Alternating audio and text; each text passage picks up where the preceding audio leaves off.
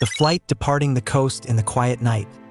On the night of January 1st, 1978, Bombay Airport was operating as usual.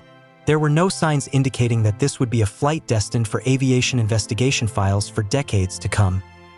Air India flight AI-855 was scheduled for a night flight, heading west, crossing the Arabian Sea to reach Dubai. For those in the industry, this is a familiar journey. A night takeoff, flying over the sea with few visual references. Everything depends on instruments and cockpit discipline. The Boeing 747 left the runway and quickly flew out into the dark waters ahead of Mumbai. As the city lights receded behind them, the view outside became empty. Under these conditions, the aircraft does not feel with eyes, but with instruments. Altitude, airspeed, heading. All are read from the small glass faces in front of the flight crew. This is an environment that does not accept guesswork, nor is there room for trusting one's senses. AI-855 had just entered the most deceptive phase of night flying over the sea. A few minutes after takeoff, when the aircraft is still low, still climbing, and there isn't much time to detect deviations. If one piece of displayed information is incorrect, the chain of decisions following it can slide away very quickly. It doesn't need bad weather, nor a major malfunction. It just needs one unreliable piece of data to be believed as true. From the perspective of someone who has followed hundreds of investigation reports, I know that accidents like this do not begin with drama. They begin with normality, an on-time flight, quiet night, a familiar route, and then, in a void with no horizon, even the smallest error can pull the entire system off course. AI-855 is a prime example of an old but never redundant lesson. In aviation, once you leave the ground, especially at night over the sea, the only truth lies on the instrument panel. If humans fail to control that information, the consequences will arrive very quickly, offering no chance to correct the mistake. The jumbo and the humans behind the panel.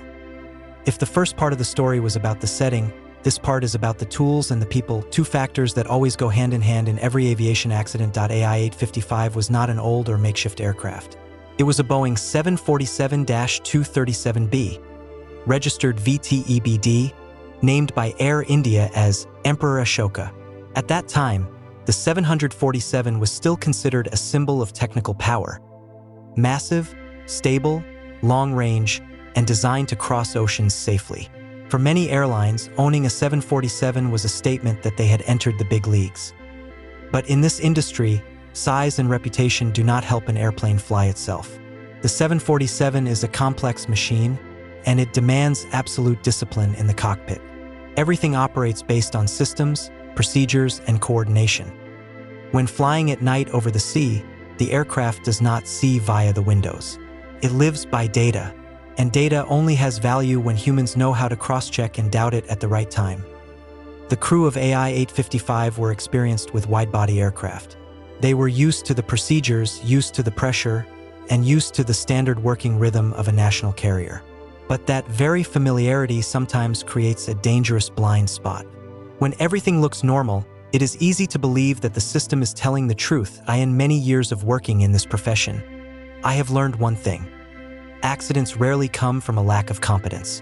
They usually come from a very small disconnect between man and machine. A 747 is not wrong. A pilot is not bad. But if a displayed piece of information is faulty, and no one asks questions in time, a machine weighing hundreds of tons will continue to do exactly what it is commanded to do. Even if that command is based on false data. That AI-855 carried all the familiar elements of a major flight.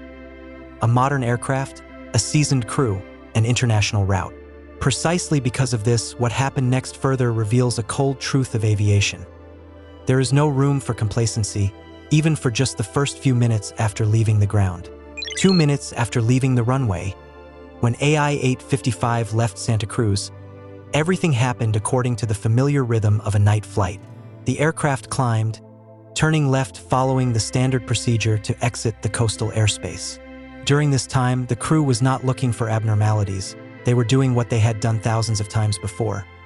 But it was in that brief transition phase, from land to sea, that the chain of events began to slide out of orbit. Just over a minute after takeoff, the 747 was no longer flying according to the image that the other instruments were telling. Instead of maintaining stable balance, it was banking gradually to the left.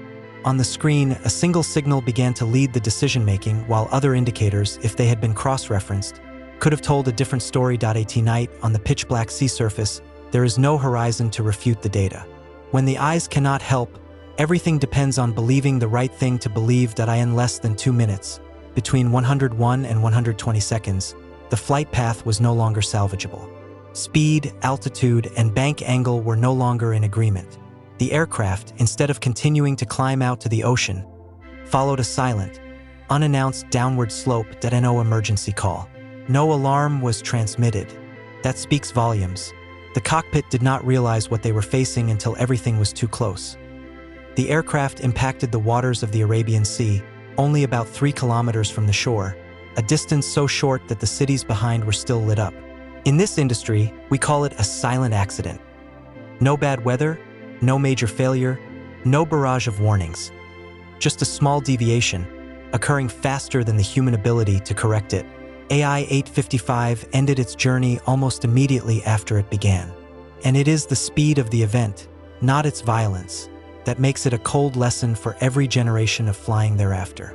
When the story closes right after opening, when AI-855 disappeared from the radar screen, the story was no longer in the sky but shifted to the dark waters just off Mumbai. There was no prolonged phase, no sequence of continuing events. Everything ended almost simultaneously with its departure from land. All 213 people on the flight, 190 passengers and 23 crew members, had no chance for the story to turn in a different direction. In aviation records, this is a type of accident recorded in cold numbers. No survivors. What made the consequences of AI-855 particularly heavy lay not just in the number of people, but in the speed of the conclusion.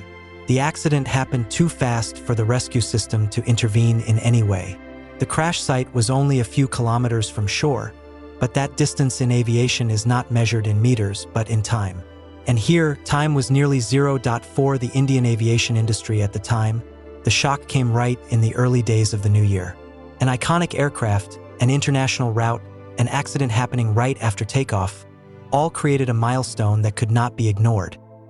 There were no side stories, no peripheral factors to blame. Only a naked reality remained. The system had failed to protect people when a deviation appeared at the very earliest stage of the flight. In many years of working, I realized that accidents like AI-855 always leave a longer silence than usual. Not because they are hard to understand, but because they are too clear. When a flight ends after only a few minutes, it forces the industry to look straight at the core question. If errors appear that early, are the procedures, training, and the way humans interact with machines tight enough yet? The aftermath of AI-855 is not only measured by lives lost, but by the pressure forcing the entire industry to admit an uncomfortable truth. In aviation, if you just let the first few minutes slide out of control, the rest of the flight, no matter how long, will cease to exist. When the instrument lies. After the water closed over the story of AI-855, the remaining work belonged to the investigation. And here, the cause did not lie in a storm, nor in a series of major failures. It started with a small device, familiar enough that many in the industry once took it for granted. The Attitude Director Indicator, or ADI.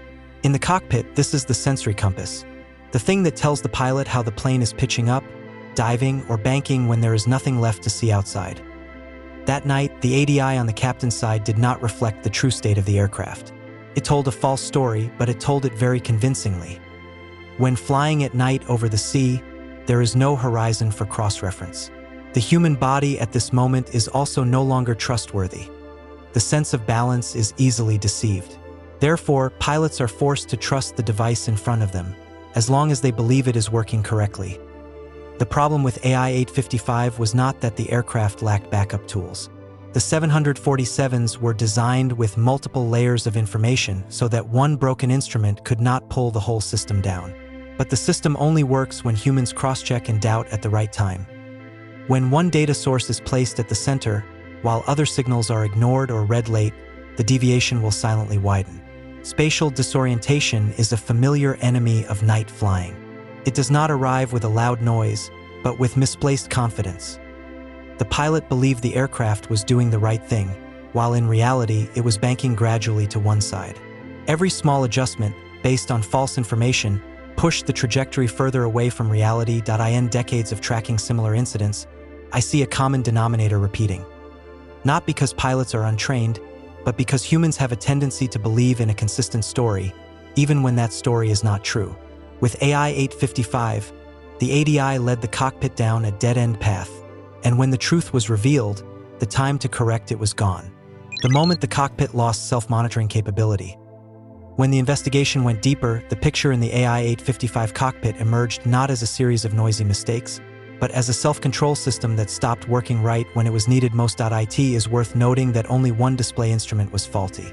The remaining devices were still doing their jobs correctly. Technically, the aircraft still had enough information to fly safely.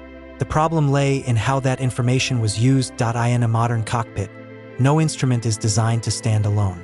All indicators need to be cross-referenced. When one device says one thing and another says something else, the procedure requires stopping, comparing, and asking questions.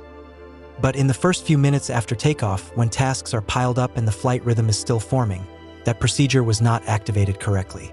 The captain placed his trust in the ADI, treating it as the primary voice. When that voice was wrong, every subsequent decision slid with it. The backup instruments did not disappear, but they were pushed to the periphery, no longer holding a verifying role. This is an error the investigation world calls by a very dry name: loss of crosscheck.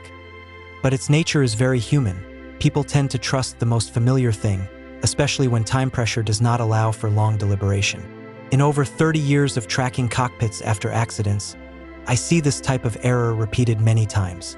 Not because pilots lack skills, but because the control system is only effective when humans are willing to doubt the very data in front of them. When no one stands up to question the lying instrument, it will continue to lead every action. AI 855 shows an uncomfortable reality of modern aviation. Accidents do not need a series of broken devices. It just takes one false piece of information being believed absolutely, and a cockpit that fails to switch on its self-check mechanism in time, for the entire system, no matter how sophisticatedly designed, to slide out of control in silence. A milestone forcing the industry to look at itself. In the history of Air India, AI 855 was the heaviest name for many years.